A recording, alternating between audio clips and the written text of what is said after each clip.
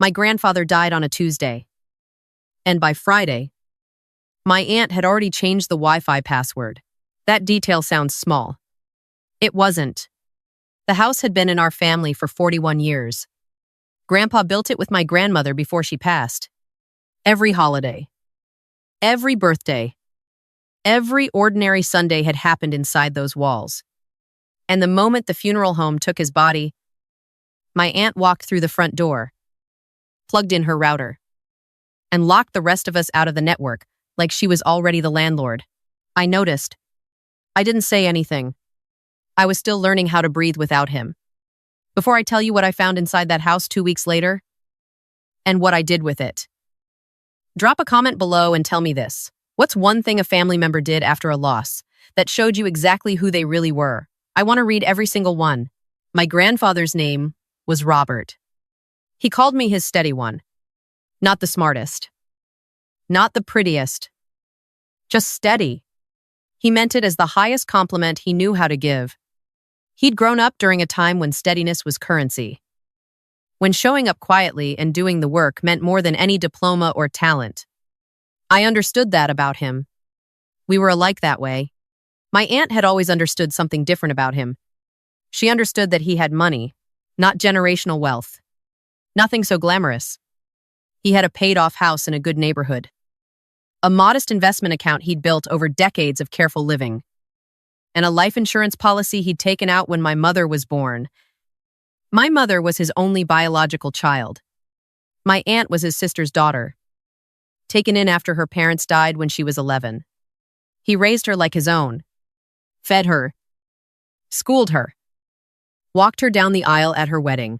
She repaid him by spending the last 4 years positioning herself as his primary caretaker while quietly, methodically, cutting my mother out of his daily life. I didn't see it happening in real time. I was 29, working as a junior accountant at a firm downtown, living 40 minutes away and visiting every other weekend. My mother lived out of state, 2 time zones over, managing her own health issues. My aunt lived 8 minutes from Grandpa's house. She had proximity. She used it like a weapon. By the time he got sick, she was the one taking him to appointments. She was the one filling his prescriptions. She was the one sitting beside him when the estate attorney came to the house for the second visit. And the third, and the fourth, I didn't think anything of it then. I thought she was being generous. The will reading was scheduled for a Thursday, 3 weeks after the funeral, at the office of his attorney, a careful man named Gerald, who had handled my grandfather's affairs for over 20 years. My mother flew in. I took the day off work. My aunt arrived with her husband and their son, my cousin, who was 22, and had never once visited Grandpa without being directly invited and fed a full meal. Gerald read the document. I watched my mother's face go still. The house, the investment account, and the life insurance beneficiary designation had all been updated 14 months ago. Everything went to my aunt. My mother received a single paragraph describing a small collection of jewelry and the old upright piano in the den. My mother didn't cry. She just looked at the table. I looked at Gerald. He looked uncomfortable in a way that wasn't grief. On the drive home, my mother said she needed air and asked me to pull over at a rest stop. She stood outside in the cold for a long time, just breathing. When she got back in the car, she said, "He wouldn't have done that." She said it the way you say something you know is true, but can't yet prove. He called me every Sunday, 2 weeks before he died. He called me and told me he was proud of me. People don't say that and then leave you nothing. I believed her. Not because I was her daughter and loyalty demanded it. I believed her because I had been an accountant for 6 years. And I understood what documents looked like when they were constructed rather than organic. The will, Gerald read, didn't sound like my grandfather. It sounded like someone had fed his attorney bullet points. I requested a copy of the updated will that afternoon. I told Gerald I was entitled to it as a family member present at the reading. He hesitated, then provided it. Boilerplate hesitation. The kind that told me he wasn't entirely comfortable either. but wasn't going to volunteer information without being pushed. I took the document home and spread it on my kitchen table. There's a specific thing that happens when you spend years reading financial documents. You develop a sensitivity to irregularity, the way a musician develops sensitivity to a note that's slightly off pitch. You can't always name it immediately, but you feel it. I felt it on page 3. The signature wasn't wrong in any dramatic, obvious way. It wasn't a forgery a child would catch. It was close. It had his general slant, his characteristic loop on the capital R, but my grandfather had a tremor in his right hand for the last 2 years of his life. A mild one. You wouldn't notice it if you hadn't watched him sign birthday cards. Watched him labor over his name on Christmas checks. Watched the way the ink always wavered slightly at the end of every letter in the final year. This signature didn't waver. It was smooth. It was the signature of a man with a steady hand. My grandfather hadn't had a steady hand in 26 months. I sat with that for a long time. Then I called my mother and told her not to contest anything yet. I told her to give me 2 weeks. She was quiet for a moment. And then she said, "You're the steady one." And I felt the weight of that land on me differently than it ever had before. I spent the first week pulling thread.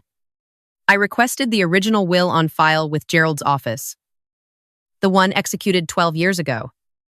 Before the updates, I told his paralegal I was helping my mother organize the estate paperwork and needed the full version history for her records. The paralegal sent it without checking with Gerald first. Small firm. Overworked staff. I was polite, and I sounded like I knew what I was doing. Because I did. The original will was what my mother expected. House to my mother.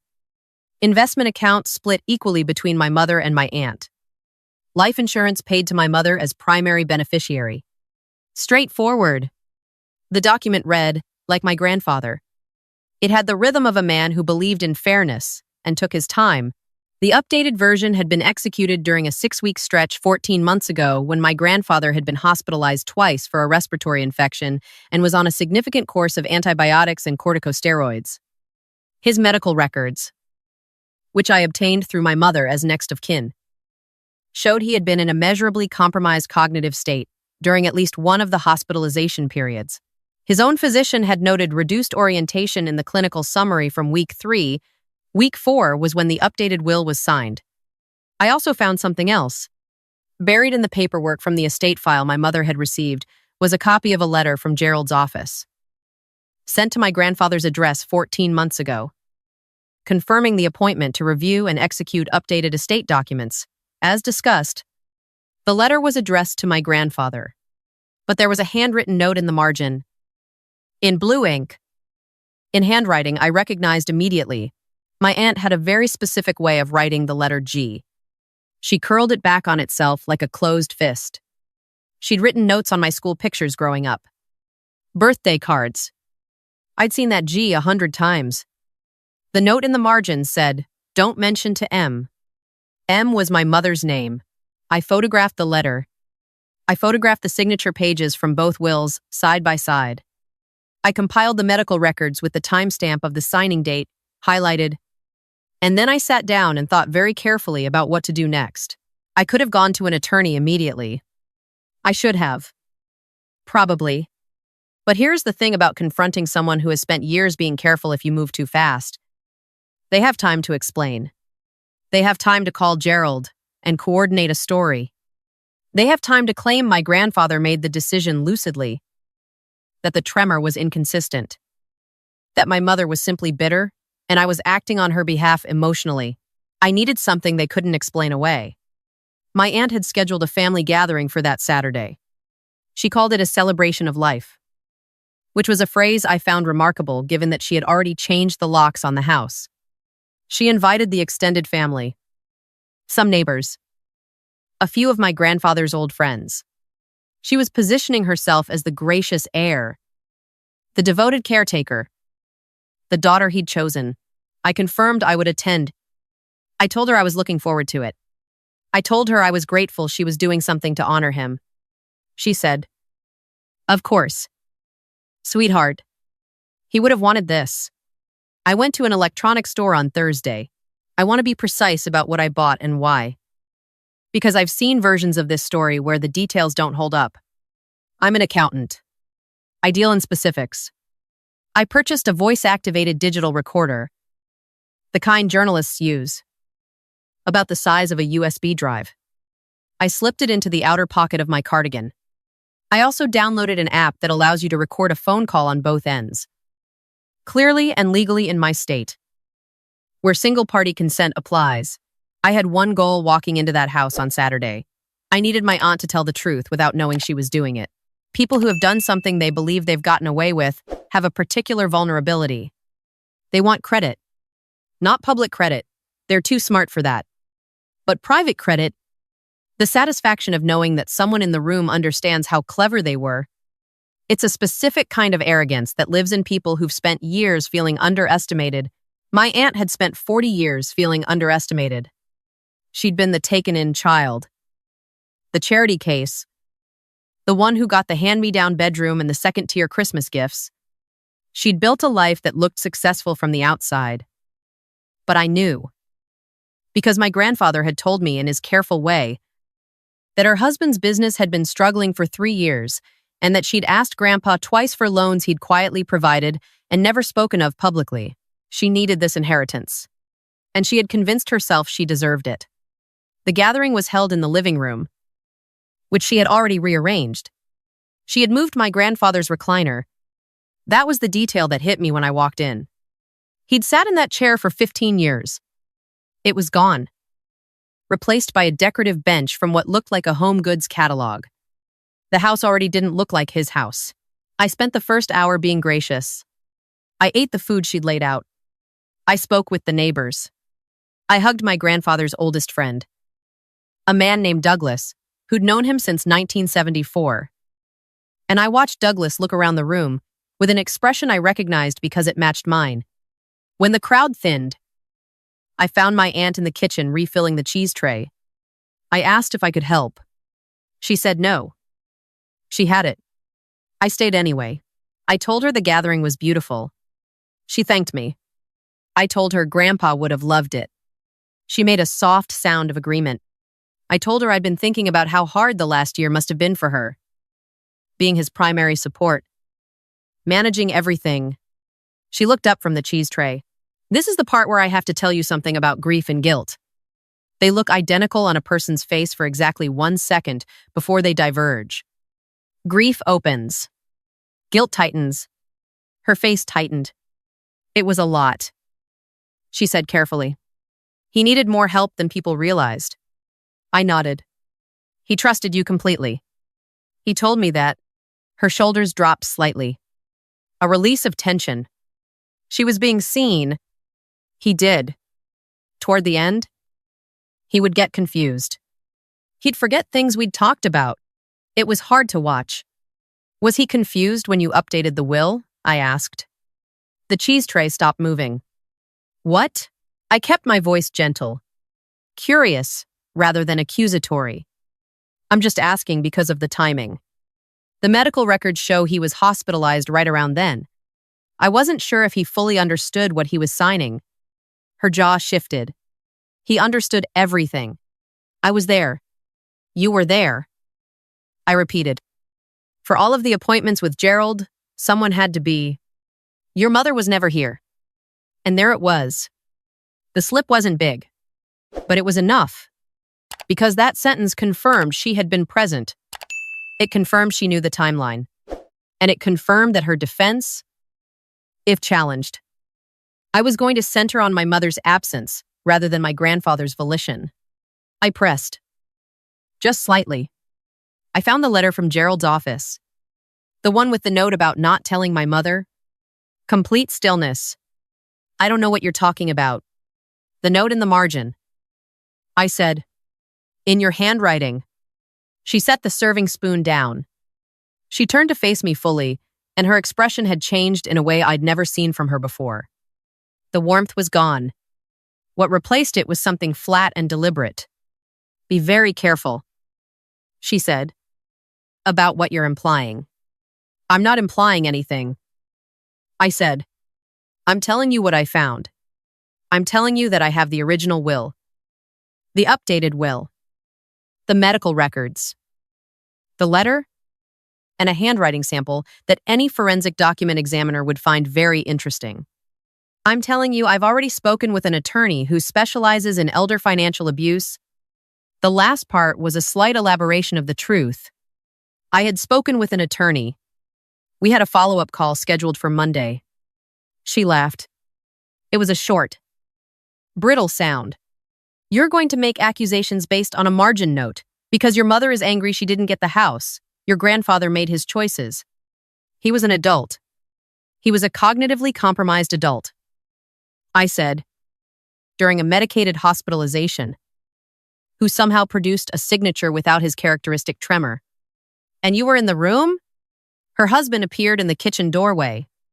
I hadn't heard him approach. He was a large man. My uncle. The kind of large that had once been athletic and had softened over decades into something that still communicated threat through sheer scale. He looked at his wife. Then, at me. Everything okay in here? His voice was steady. Controlled. My aunt looked at him. The look that passed between them was the same look I had read about in the transcript I'd studied. The kind of silent marital conversation that happens in a fraction of a second and contains an entire negotiation. She was checking whether to escalate or retreat. He was telling her to be careful. Maya has some concerns about the estate. She said, I have documentation. I said, looking at him directly, not concerns. He stepped into the kitchen. He pulled the door nearly closed behind him, which was a choice that told me exactly how he wanted this conversation to go. Private. Contained. Manageable. Listen, he said, dropping his voice to something he probably thought was reasonable. Your grandfather was very clear about what he wanted. We honored that. We spent 4 years caring for him, driving him to appointments, managing his medications, sitting with him when he was scared. Your mother sent a card at Christmas. The last sentence was meant to wound. It landed, briefly, because there was enough truth in it that it found a seam. My mother had her own health struggles. Her absence wasn't indifference, but I wasn't going to explain that to him, because it wasn't relevant to what I had in my pocket. I understand you feel you deserve this, I said.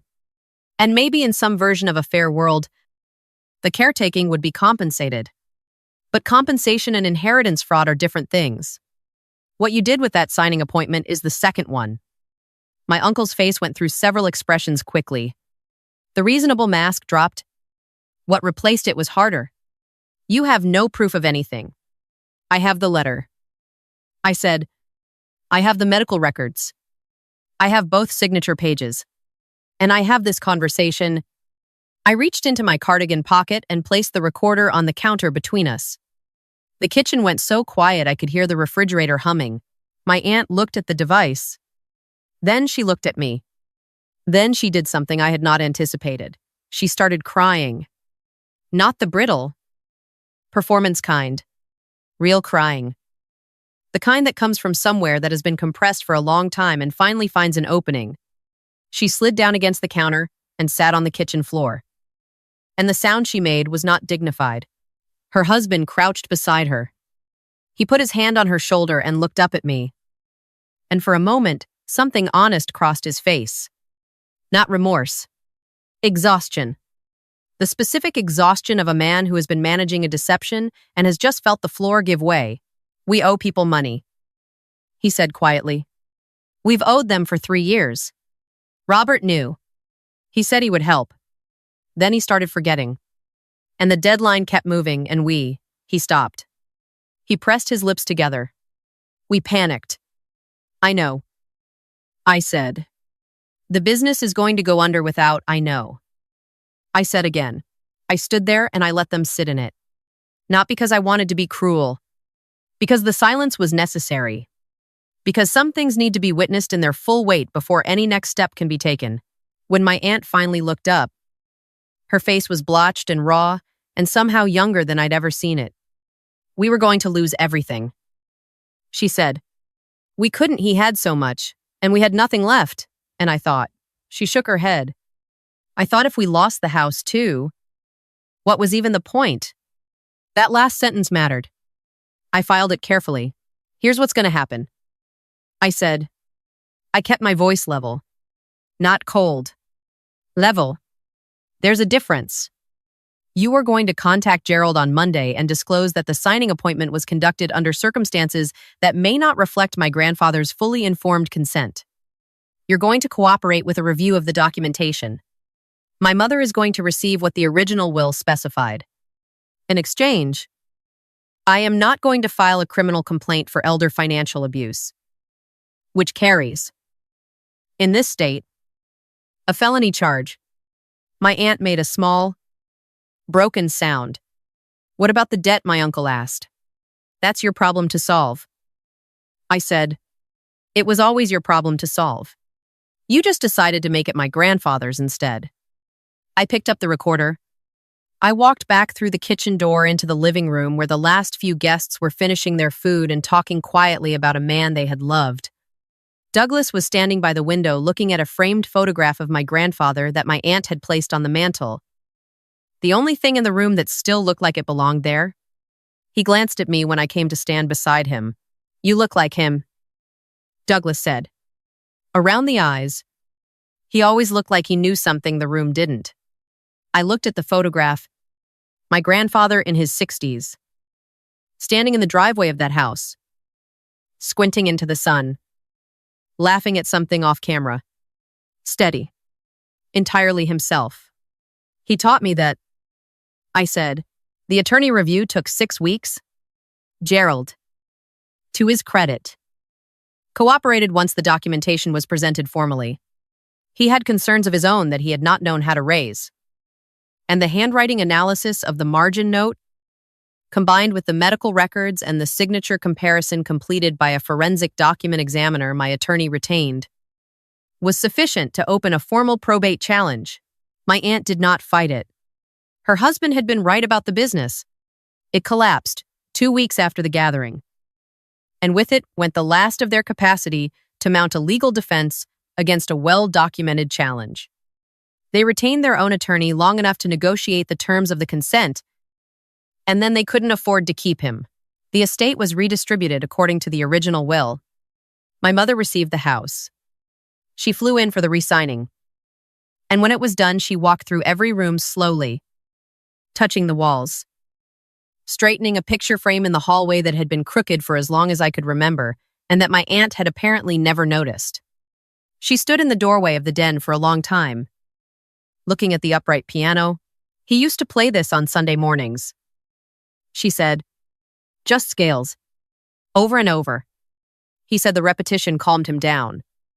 I stood beside her, and I thought about steadiness, about what it means to show up quietly and do the work, about how the people who underestimate that quality are always, eventually, surprised by it. My aunt called me once, about a month after everything was settled. I let it go to voicemail. She said she hoped I understood that she had been desperate, and that desperate people did things they wouldn't otherwise do. She said she hoped one day I could forgive her. I listened to the message twice. I didn't delete it. I didn't call back. Maybe one day. Maybe not. What I know is this. My grandfather called me his steady one. And for most of my life, I thought that meant I was the one who absorbed things quietly, who maintained, who endured. I thought steadiness was passive. I understand now that it isn't. Steadiness is what lets you wait. It's what lets you collect every piece before you move.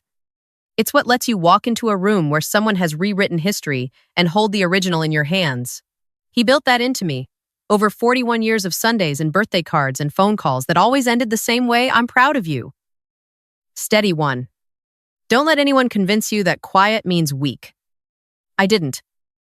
Grandpa, I didn't. So let me ask you something before you go. If you had been standing in that kitchen with a recorder in your pocket, would you have pushed as hard as I did? Or would you have walked away and let it go? Tell me in the comments. And if this story hit something true for you, share it with someone who needs to hear it. Karma always finds its way back. Every single time.